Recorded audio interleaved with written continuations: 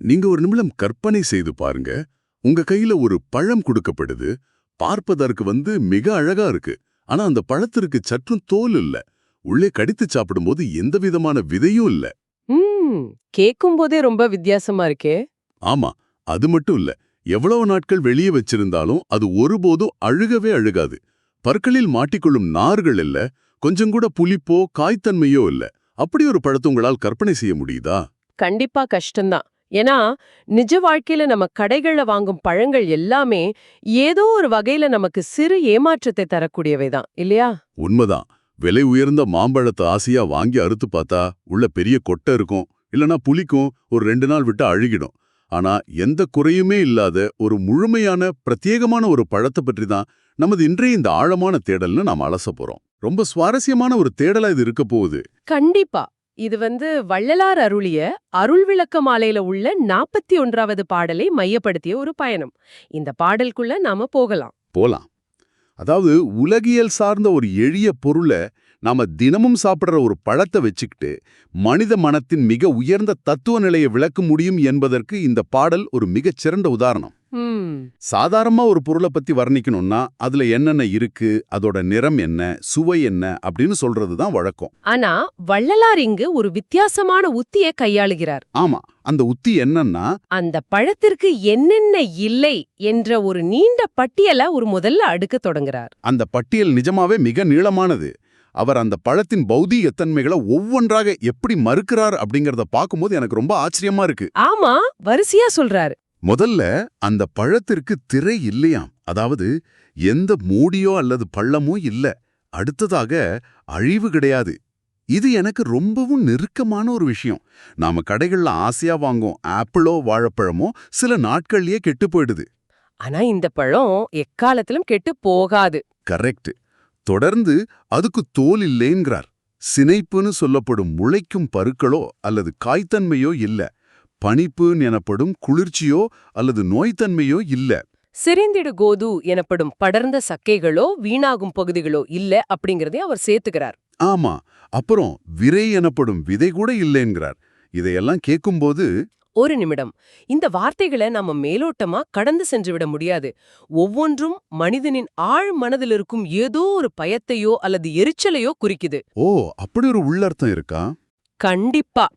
உதாரணத்திற்கு புரை இல்லை என்கிறார். புரைனா பழத்திற்குள் இருக்கும் கண்ணுக்கு தெரியாத குழி அல்லது குறை. வெளியே அழகா இருக்கும் பழத்தை வெட்டும்போது உள்ள புழு இருந்தா நமக்கு எவ்வளவு அருவருப்பா இருக்கும். ஆமா, அது ஒரு பெரிய ஏமாற்றம்தான். அந்த எதிர்பாராத ஏமாற்றம் இந்த பழத்தில் இல்லை.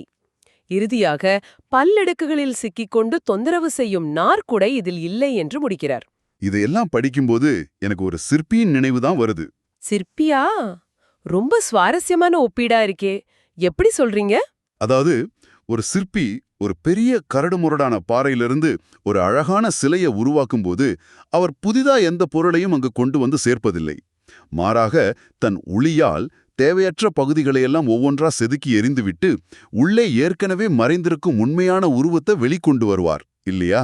ரொம்ப அருமையான ஒரு உதாரணம்.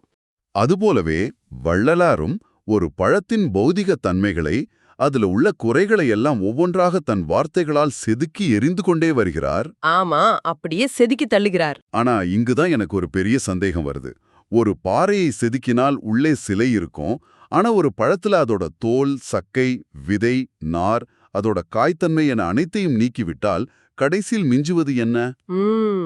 என் கையில வெறும் காற்றுதானே இருக்கும். எல்லாம் போய்விட்டால் அது வெறும் சூனியமாகிவிடாதா? இது மிக முக்கியமான ஒரு கேள்வி. இத புரிஞ்சுகொள்ள நாம இந்திய தத்துவ மரபில் உள்ள நேத்தி நேத்தி என்ற ஒரு மனோ தத்துவ முறையை கவனிக்கணும். நேத்தி நேத்தி அப்படின்னா? நேத்தி நேத்தி என்றால் இதுவல்ல என்ற அர்த்தம். மனித மனம் எப்போதுமே ஒரு பொருளை அதோட உருவத்தை எல்லையை வச்சுதான் புரிஞ்சு கொள்ள பழகியிருக்கு. ஒரு பழம்னா மனம் உடனடியாக அதோட நிறத்தையும் தோலையும் விதையையும் கற்பனை செய்யும். ஆமா, அது நம்ம மூளையோட ஒரு ஆட்டோமேட்டிக் செயல்பாடு. எக்ஸாக்ட்லி. அந்த எல்லைக்குட்பட்ட பௌதீக கற்பனையிலிருந்து மனித மூளையை விடுவிப்பதற்காகவே, அதை பிரேக் செய்வதற்காகவே இந்த நெகட்டிவ் வர்ணனைகளை அவர் பயன்படுத்துகிறார். ஓஹோ. நீங்க ஒரு பழத்தை நினைக்கும் போது ஏற்படும் உலகியல் சார்ந்த தொந்தரவுகளை எல்லாம் அவர் நீக்கி விடுகிறார். அப்படி அனைத்தையும் செதுக்கி எறிந்த பிறகு எஞ்சுவது சூனியம் அல்ல, மாறாக எல்லையற்ற ஒரு மாசற்ற தன்மை. அப்போ எல்லைகளை உடைக்கிறார். ஆமா, பௌதீக வரம்புகளை எல்லாம் உடைத்தெறிந்தால்தான் அந்த எல்லையற்ற ஒன்றை நாம் கற்பனையாவது செய்ய முடியும். அவர் இங்கு பழத்தின் உடலை நீக்கிவிட்டு அதன் தூய்மையான ஆன்மாவை நமக்கு பரிசளிக்கிறார். அதாவது நம் மூளைக்கு தெரிந்த அந்த வழக்கமான உருவமைப்பையே அவர் செயல் இழக்கச் செய்கிறார் என்று சொல்லலாம். சரியா சொன்னீங்க. சரி, குறைகள் அனைத்தையும் நீக்கிய பிறகு அந்த பழம் உண்மையில் எப்படிப்பட்டது, எதனால் ஆனது என்ற கேள்வி இயல்பாகவே அடுத்ததாக வருது. அதற்கான பதிலை நோக்கியே பாடலின் அடுத்த வரிகள் நகருது. ஆமா, உலகியல் குறைகள் எதுவும் இல்லாத அந்த பழம் எப்படி இருக்கிறதாம் தெரியுமா? மெய்யே மெய்யாகி, அதாவது உண்மையே முழுமையான உண்மையாகி நிற்கிறதாம். அருள் வண்ணம் விளங்கி, அதாவது அருளின் நிறத்தில் அல்லது தன்மையில் பிரகாசிக்கிறதாம். மேலும் இன்பமயமாய் முழுக்க முழுக்க ஆனந்தமாக இருப்பதாக பாடல் விவரிக்கிறது. இதுவரை என்னென்ன இல்லை என்று சொல்லிக் கொண்டு வந்தவர் இப்போ எது முழுமையாக இருக்கிறது என்பதை நிறுவுகிறார். உண்மை, அருள், இன்பம் என்ற 3 மிக உயர்ந்த அருவமான தத்துவங்களை அந்த பழத்தின் மூலப்பொருளாக அவர் கூறுகிறார். இங்கேதான் எனக்கு ஒரு சின்ன முரண்பாடு இருப்பதாக தோணுது. என்ன முரண்பாடு? ஒரு பழம் என்பது நாம கையில பிடித்து நாவுல வச்சு சுவைக்கும் ஒரு பௌதீக பொருள். அதோட சுவையை என்னால் உணர முடியும். ஆனா உண்மை என்பது ஒரு தத்துவம், அருள் என்பது ஒரு குணம். ஆமா, இந்த அருவமான விஷயங்களை எப்படி ஒரு பழத்தின் இனிப்போடு ஒப்பிட முடியும்? இது சற்று குழப்பமாக இருக்கு. பழத்தின் இனிப்ப நாக்கால் உணரலாம், ஆனா உண்மை எப்படி இனிக்கும்? ஒரு கண்ணுக்கு தெரியாத விஷயத்தை எப்படி சுவைக்க முடியும்?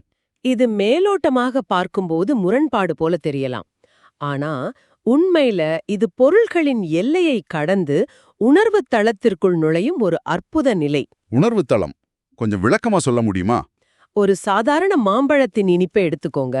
அது நாக்கில் படும்போது இனிக்கும், தொண்டையை தாண்டியதும் அந்த இனிப்பு மறைந்துவிடும். அந்த சுவைக்கு ஒரு எல்லை இருக்கு, ஒரு கால அளவு இருக்கு. ஆமா, கொஞ்ச நேரம்தான் அந்த டேஸ்ட் இருக்கும். ஆனா வள்ளலார் இங்கு கூறுவது சாதாரண பழத்தை அல்ல. அவர் தேடும் அந்த உண்மை என்பது வெறுமனே மூளையால் புரிந்து கொண்டப்படும் ஒரு அறிவுபூர்வமான தகவல் அல்ல. அப்புறம் அது என்ன? அது அனுபவபூர்வமாக தன் உடல், பொருள், ஆவி அனைத்தாலும் உணரப்பட வேண்டிய ஒரு பேருண்மை.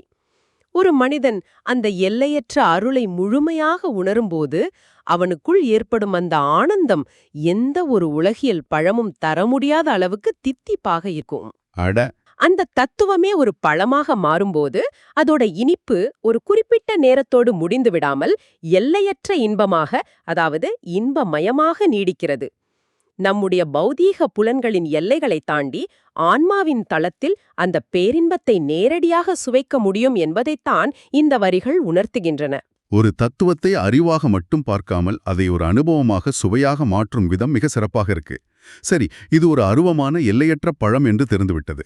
ஆனா இந்த ஆச்சரியமான பழம் எங்கு விளைகிறது? இதன் மரம் எங்கே இருக்கு? இங்குதான் பாடல் மிக ஆழமான பிரம்மாண்டமான ஒரு இடத்திற்கு உங்களை அழைச்சிட்டு போகுது. ஆமா, அவர் அந்த இடத்தை சொல்றாரு. இந்த பழம் பறைவழிக்க பால் விலங்கு தனிவெளியில் பழுக்கிறது என்கிறார் வள்ளலார். அதாவது நம் கற்பனைக்கே எட்டாத மேலான பறைவழிக்கும் அப்பால் உள்ள தனித்த பெருவழியில் அது பழுக்கிறதாம். அது ஒரு பிரம்மாண்டமான கான்செப்ட். ஆனா அடுத்த வரியில் அவர் சொல்வதுதான் என்னை மிகவும் சிந்திக்க வைக்குது. அப்படிப்பட்ட பிரபஞ்ச எல்லையில் ஏதோ ஒரு மூலையில் பழுத்தாலும் அது எனது உளம் இனிக்க கிடைத்த தனிப்பழமே என்று பாடுகிறார். இந்த பாடலின் மிக முக்கியமான மைய புள்ளியே இதுதான். பிரபஞ்சத்தின் எல்லையற்ற பிரம்மாண்டமும் ஒரு தனித்த மனிதனின் மிக நுட்பமான உள்மனமும் சந்திக்கும் ஒரு அரிய தருணம் இது. அது எப்படி சாத்தியம்? இவ்வளவு பெரிய பிரம்மாண்டத்திற்கோ ஒரு தனி மனிதனின் சிறிய இதயத்திற்கும் எப்படி தொடர்பு சாத்தியம்? கற்பனைக்கே எட்டாத பறைவழிக்கு அப்பால் நடக்கும் ஒரு விஷயம் எப்படி என் நெஞ்சுக்குள் நேரடியாக இனிப்பை கொடுக்க முடியும்? இது ஒரு நல்ல கேள்வி. இதை கேட்கும்போது எனக்கு நம்முடைய நவீன தொழில்நுட்பமான ஸ்மார்ட் போன் தான் நினைவுக்கு வருது. ஸ்மார்ட் போன், அது எப்படி இதோட கனெக்ட் ஆகுது? இன்னைக்கு உலகத்தில் உள்ள அத்தனை தகவல்களும் கோடிக்கணக்கான தரவுகளும் கிளவுட் என்று சொல்லப்படும் ஒரு மாபெரும் அருவமான வலையமைப்பில் பரவி கிடக்குது இல்லையா? அது கண்ணுக்கு தெரியாத ஒரு பெரிய பிரம்மாண்டம். ஆமா, கண்ணுக்கு தெரியாது, ஆனா பிரம்மாண்டமானது. ஆனா அந்த எல்லையற்ற பிரம்மாண்டம் முழுவதும் சுருங்கி என் கையில இருக்கும் ஒரு சிறிய தொலைபேசி திரைக்குள் வந்து எனக்கு தேவையான தகவலை மிக சரியாக கொடுக்குது. அதுபோலதான் இதுவும் இருக்கா? மிக அருமையான பொருத்தமான ஒரு ஒப்பீடு இது. நீங்க சொன்ன அதே தொழில்நுட்ப தத்துவம் தான் இங்கு ஆன்மீக ரீதியாக வேலை செய்யுது. இதுதான் பேரண்டத்துக்கும் சிற்றண்டத்துக்கும் உள்ள ஆழமான உறவு. ஓ, மேக்ரோகாசம் அண்ட் மைக்ரோகாசம். எக்ஸாக்ட்லி. பறைவெளிக்கும் அப்பால் உள்ள தனிவெளி என்பது நம் மனதின் எல்லையை குறிக்குது. மனிதர்கள் பொதுவாக கடவுள் அல்லது அந்த பேரின்ப நிலை என்பது எங்கோ வானத்தில் எட்டாத தூரத்தில் இருப்பதாகவே நம்புறாங்க. ஆமா, நம்ம அப்படி பழகிட்டோம். ஆனா பேரண்டு முழுவதையும் தாண்டி நிற்கும் அந்த உன்னத நிலை அத்தனை தொலைவில் இருந்தாலும் ஒரு தனி மனிதனின் உண்மையான தேடலுக்கு அத்தனை நெருக்கமாக வந்துவிடுது. அடடா. நீங்க எந்த அளவுக்கு உண்மையாக தேடுகிறீர்களோ அந்த அளவுக்கு அந்த பிரம்மாண்டம் சுருங்கி உங்கள் உள்ளத்தை இனிமையாக்கும் அளவுக்கு எளிமையானதாக அந்தரங்கமானதாக மாறிவிடுது. பிரபஞ்சம் என்பது ஏதோ ஒரு குளிர்ச்சியான தூரத்து அமைப்பல்ல. அது ஒரு தனி மனிதனோடு மிக நெருக்கமான தனிப்பட்ட உறவை வச்சுக்க கூடியது. ரொம்ப ஆழமான சிந்தனை இது. எல்லையற்ற இறைவனை தன் இதயத்துக்குள் சுருக்கி அடைக்கும் ஒரு பக்தனின் உரிமை இது. அந்த ஒட்டுமொத்த பிரபஞ்சமே ஒரு சிறு பழமாக சுருங்கி தன் இதயத்தில் இனிப்பதாக அவர் சிலிர்க்கிறார். பிரபஞ்சமே தன் இதயத்தில் ஒரு பழமாக இனிப்பது என்பது உண்மையிலே ஒரு சிலிர்ப்பான அனுபவம் தான். சரி, இவ்வளவு நேரம் ஒரு மாபெரும் தத்துவ பழத்தை பற்றி பேசினோம். எந்த பழம் தனது உள்ளத்தை இவ்வளவு தூரம் இனிச்சச் செய்தது என்ற ரகசியத்தை பாடலின் இறுதி வரிகளில் வள்ளலார் வெளிப்படுத்துகிறார். ஆமா, அந்த ரகசியத்தை உடைக்கிறார். அந்த பழம் வேறு யாருமல்ல, அது சாட்சாத் நடராஜ பெருமான்தான். இதை அவர் உறைவளர் மாமெரைகளெல்லாம் போற்ற மணிப்பொதுவில் ஓங்கும் நடத்தரசு என்று வர்ணிக்கிறார். அதாவது காலங்காலமாக சொற்களால் வளரும் மாபெரும் வேடங்களெல்லாம் போற்றி புகழ மணிமண்டபத்தில் ஓங்கி நின்று ஆடும் நடனத்தின் அரசன்தான் அந்த பழம் என்கிறார். இறுதியாக அப்படிப்பட்ட நடன அரசனிடம் அவர் ஒரு வேண்டுதல் வைக்கிறார். என் உரையும் அணிந்தருளே, அதாவது என்னுடைய இந்த சொற்களையும் என்னுடைய இந்த பாடலையும் நீ ஒரு மாலையாக ஏற்றுக்கொண்டு அருள் புரிய வேண்டும் என்று வேண்டுகிறார். இந்த இறுதி பகுதி முழு பாடலையும் ஒரு பக்தி நிலைக்கு, ஒரு முழுமையான சமர்ப்பண நிலைக்கு கொண்டு வந்து சேர்க்குது. குறைகளை நீக்குவதில் தொடங்கிய ஒரு தத்துவ பயணம் பிரபஞ்ச வெளியை தாண்டி இப்ப தூய அன்பில் வந்து முடியுது. நடனம் என்பது பிரபஞ்சத்தின் இடைவிடாத இயக்கத்தின் படைப்பின் குறியீடு. அந்த இயக்கத்தின் மையமாக அவர் நடராஜரை பார்க்கிறார். ஆனா இங்குன் எனக்கு ஒரு நியாயமான கேள்வி வருது. சொல்லுங்க. அவர் பாடுகிறார், ஏற்கனவே தொன்மையான மாபெரும் வேதங்கள் எல்லாம் அவரை போற்றுகின்றன என்று. வேதங்கள் என்பவை மிக பெரியவை, பலாயிரக்கணக்கான ஆண்டுகளாக உலக மக்களால் தொடர்ந்து உச்சரிக்கப்படுபவை. ஆமா, ரொம்ப அதிகாரப்பூர்வமானவை. அப்படி இருக்கையில் பிரபஞ்சத்தையே ஆளும் அந்த நடன அரசனிடம் தன்னுடைய இந்த சிறிய உரையையும் அவர் ஏற்றுக்கொள்ள வேண்டும் என்று வள்ளலார் ஏன் கேட்கிறார்? ஏற்கனவே வேதங்கள் முழங்கிக் கொண்டிருக்கும் ஒரு மாபெரும் சபையில் இவருடைய இந்த ஒரு சிறிய குரல் எப்படி ஈடுபடும்? கடலில் ஒரு துளி நீவை சேர்ப்பது போலதானே இது? இதை பார்க்கும்போது அப்படி தோணலாம். ஆனா இத நாம வேறொரு கோணத்துல பார்க்கணும். என்ன கோணம் அது? வேதங்கள் காலங்காலமாக போற்றினாலும் அவை பொதுவானவை. அவை ஒரு நிறுவனப்படுத்தப்பட்ட முறை, ஒரு இன்ஸ்டிடியூஷனல் செட்டப் மாதிரி. ஆமா. ஆன தூய்மையான அன்பின் வெளிப்பாட்டிற்கு எப்போதுமே ஒரு தனித்த அதீத மதிப்பு உண்டு.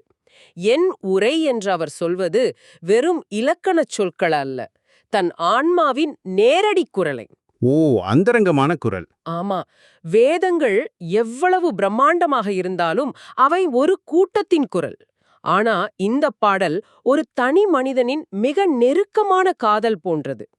உலகியல் குறைகளையெல்லாம் நீக்கிவிட்டு மெய்யே மெய்யாகி நிற்கும் அந்த நடன அரசனுக்கு ஆடம்பரமான வேத கோஷங்களை விட எந்தவிதமான எதிர்பார்ப்பும் இல்லாத ஒரு தூய்மையான இதயத்திலிருந்து வரும் இந்த அன்பான உரைதான் உண்மையான அணிகலன். வாவ், ரொம்ப அழகா சொல்லிங்க. அதனாலதான் என் உரையும் அணிந்தருளே என்று கேட்கிறார். அதாவது என் அன்பை ஒரு மாலையாக உனக்கு அணிவிக்கிறேன், இதை ஏற்றுக்கொள் என்று உரிமையோடு கேட்கிறார். ஒரு மாபெரும் பிரபஞ்ச சக்திக்கும் ஒரு எளிய மனிதனுக்குமான இந்த நேரடி தொடர்புதான் ஆன்மீகத்தின் உச்சம். அதாவது பொதுவான புகழ்ச்சியை விட தனிப்பட்ட அன்பின் ஆழத்திற்கு வலிமை அதிகம்னு சொல்றீங்க. இது மிக அழகா இருக்கு.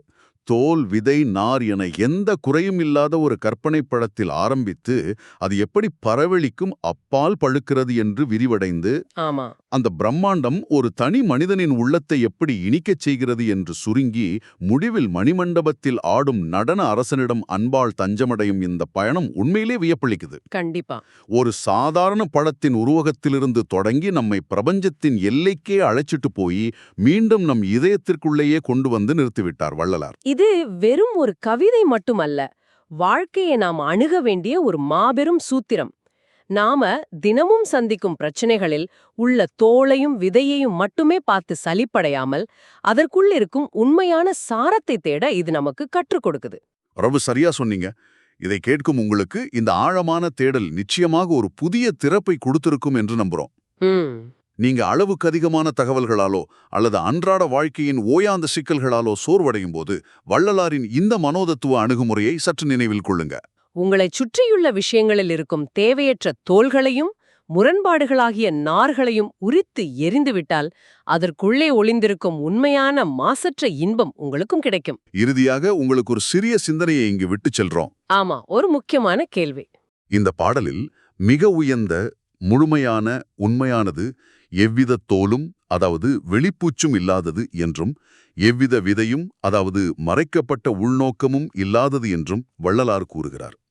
அப்படியென்றால் நம்முடைய நாளாந்த வாழ்க்கையில் நாம் சந்திக்கும் மனிதர்களிடம் ஏன் எப்பொழுதும் அவர்களது தோல் எனப்படும் வெளிப்புற தோற்றம், அவர்கள் எப்படி உடுத்துகிறார்கள், என்ன பேசுகிறார்கள் என்பதன் மீதே அதிக கவனம் செலுத்துகிறோம்? அல்லது அவர்கள் மனதிற்குள் என்ன விதைகள், அதாவது ரகசிய நோக்கங்கள் உளுந்திருக்கு என்று சந்தேகப்பட்டு கொண்டே இருக்கிறோம்? இப்படி மற்றவர்களின் தோலையும் விதையுமே ஆராய்ந்து கொண்டிருப்பதால் தான் அவர்களுக்குள் இருக்கும் உண்மையான மனித நேயத்தையும் தூய்மையான இனிமையையும் நாம் தவறவிடுகிறோமா? சிந்திக்க வேண்டிய விஷயம். தேவையில்லாத நார்களை வைத்து நாமே நம் உறவுகளை ஏன் சிக்கலாக்கிக் கொள்கிறோம்? தோலையும் விதையையும் தாண்டி ஒரு மனிதனை உங்களால் பார்க்க முடியுமா? இதைச் சற்று சிந்தித்துப் பாருங்கள். மீண்டும் இன்னொரு சுவாரஸ்யமான, ஆழமான தேடலில் உங்களை சந்திக்கிறோம்.